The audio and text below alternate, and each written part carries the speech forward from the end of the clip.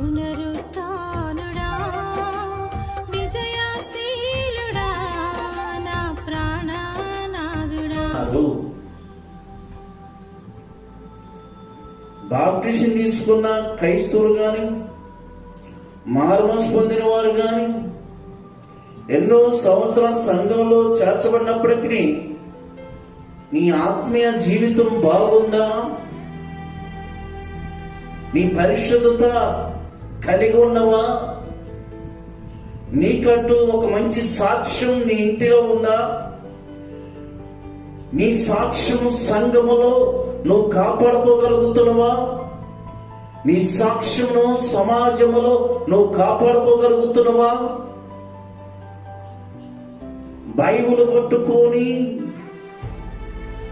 దేవుడు సన్నిధికి వస్తున్నా నీవు, రక్షించబడిన నీవు, ప్రభువును స్తుతిస్తున్న నీవు, బైబిలును వాక్యమును చదువుతున్న నీవు, నీ విశ్వాస జీవితం ఎలా ఉంది? నీ ప్రార్థన జీవితం ఎలా ఉంది? నీకున్న భక్తి ఎలా ఉంది? అందుకనే ప్రియులారా, ప్రతి శుక్రవారం, ప్రతి ఆదివారం మనకి ఎన్ని పనులున్నా, ఎన్ని ప్రయాణాలకు వెళ్ళినా, ఎన్ని ఫంక్షన్లు వచ్చిన, ఎన్ని కార్యక్రమాలకు వచ్చినా ప్రార్థన కాడికి మాత్రమే మనం గడుపుతున్నాం. ప్రార్థనలు వీటన్నిటికంటే మనకి ప్రార్థన ముఖ్యం. అందుకనే శుక్రవారం, ఆదివారం దేవుడు సన్నిధిలో ఉండి ఆ దేవుడు పాదాలు పట్టుకొని ఎందుకు ప్రార్థన చేస్తున్నాం అంటే, ఇదిగో దేవుడి శక్తి మనకి కావాలి, దేవుడి శక్తి మనకి కావాలి, దేవుడు బలం మనకి కావాలి, దేవుని సహాయం మనకు కావాలి. దేవుడు బలం మనకు కావాలన్నా, దేవుడి శక్తి మనకు కావాలన్నా, దేవుడు మనల్ని అభిషేకించాలన్నా, దేవుడు మనల్ని తన సేవలో మనల్ని వాడుకోవాలన్నా మనము దేవుడితో కనెక్ట్ అయి ఉండాలి, దేవుడితో మనం గడపాలి, బైబిల్ని మనం ధ్యానం చేయాలి. ఈరోజు ఎంతమంది నేను దేవుడితో గడుపుతున్నానని చెప్పగలుగుతా? నేను దేవుడితో గడుపుతున్నాను, దేవుడు దగ్గర నేను గంట తరబడి ప్రార్థన చేస్తున్నాను, దైవ వాక్యము గంట తరబడి నేను ధ్యానం చేస్తున్నాను చెప్పగలుగుతావా? మై బ్రదర్ సిస్టర్స్, ఈరోజు దేవుడితో గడపకపోవటం వల్లే, దేవుడు వాక్యాన్ని ధ్యానం చేయకపోవటం వల్లే, దేవుడు సన్నిధిలో ఉండకపోవటం వల్లే నీ ఆత్మీయ జీవితాన్ని రోజు రోజుకి దిగజార్చుకుంటున్నావు, రోజు రోజుకు పరిశుద్ధతను పోగొట్టుకుంటున్నావు, రోజు రోజుకి పాపిష్టి పనులు చేయటానికి పరుగులెత్తుతున్నావు. దేవుడు వాక్యం సెలవిస్తుంది,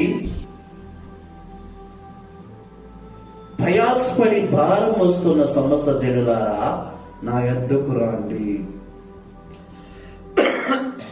మత్తయి సువార్త 11వ అధ్యాయం 28వ వచనం చెబుతున్నాడు యేసు ప్రభు, ప్రయాసపడి భారం వస్తున్న సమస్త జనులారా నా యొద్దకు రండి. దేవుడు మనల్ని ఎందుకు పిలుస్తున్నాడు? దేవుడు పిలవటానికి కారణం ఏంటి? మనల్ని ఎందుకు పిలుస్తున్నాడు? మనల్ని ఎందుకు ఏర్పాటు చేసుకున్నాడు? మనల్ని దేవుడు ఎందుకు కోరుకుంటున్నాడు? ఎప్పుడైనా ఆలోచన చేశావా? ఎప్పుడైనా అర్థం చేసుకున్నావా? ఎప్పుడైనా వెనక్కి తిరిగి చూశావా?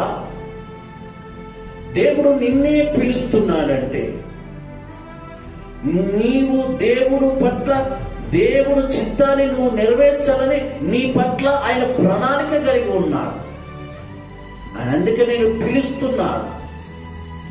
నీవేమో సాకులు చెప్తున్నావు, నువ్వేమో అబద్ధాలు చెప్తున్నావు, నువ్వేమో జిమ్ముకులు చెప్తున్నావు, నువ్వేమో ఆ పని కాలేదు, ఈ పని కాలేదు, అందుకని నేను ప్రార్థనకు రాలేకపోయాను, అందుకని నేను మందిరంలోకి రాలేకపోయాను, అందుకని నేను సంఘంలోకి రాలేకపోయానని సాకు చెప్పుకొని కాలాన్ని గడిపి పొద్దులు పుచ్చుకునేవారు లేకపోలేదు ఈ రోజు విశ్వాస జీవితంలో.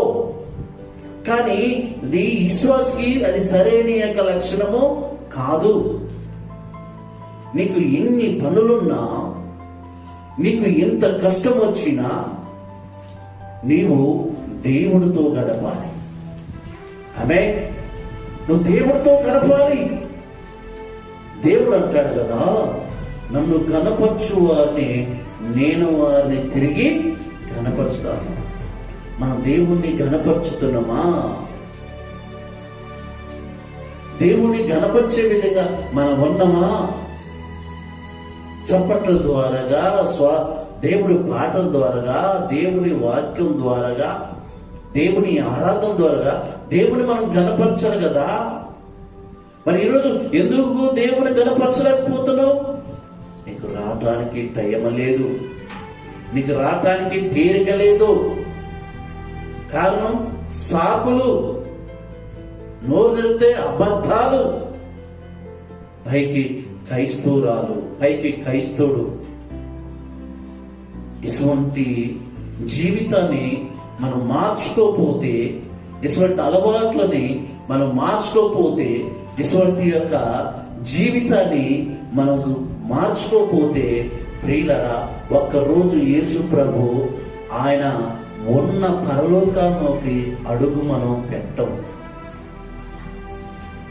ఆయన మన కొరకు సిద్ధపరిచిన పరలోక పట్టణంలోకి మనం అడుగు పెట్టాం. అబద్ధాలు ఆడుతూ, కాలాన్ని పేలబుచ్చుకుంటూ, టైం పాస్ చేస్తూ, అబద్ధాలు చెప్పుకుంటూ, జిమ్ముక్కులు చేసుకుంటూ, దేవుడితో గడపకుండా, దేవుడు సన్నిధిలో రాకుండా, సంఘంలోకి చేర్చబడకుండా, రక్షణలోకి రాకుండా సాకులు చెప్పుకుంటూ నీ కాలాన్ని నువ్వు టైం పాస్ చేస్తే దేవుడు నీ మీద కోపపడతాడు. దేవుడు నీ మీద నిన్ను గద్దిస్తాడు. ఆ దేవుడు కోపపడేదాకా, దేవుడు నిన్ను గద్దించేదాకా ఎందుకు తెచ్చుకుంటావు సమస్య? దేవుడు ఈ రోజు నీ నుంచి కోరుకునేది ఏంటి? దేవుడు ఈ రోజు నీ నుంచి ఆశించేది ఏంటి? ఆయన కుమారుడుగా, ఆయన కుమార్తెగా, ఆయనకి ఇష్టంగా మనం ఉండాలని కదా, ఆయన చిత్తాన్ని మనం నెరవేర్చాలనేగా, ఆయన పనిలోని మనం ఉండాలనే కదా, ఆయన వాక్యాన్ని మనం ధ్యానం చేయాలనే కదా, ఆయన ప్రార్థనలో మనం నీలమైపోవాలనే కదా, ఆయన స్తుతి ఆరాధన మనం చేయాలనే కదా. మన దేవుడు మనల్ని పిలుచుకుంది, మన దేవుడు మనల్ని ఏర్పాటు చేసుకుంది, మన దేవుడు మనకి రక్షణ ఇచ్చింది. ఈరోజు ఆ రక్షణను నువ్వు కాపాడుకుంటున్నావా? ఆ రక్షణను నీవు భద్రపరుచుకుంటున్నావా?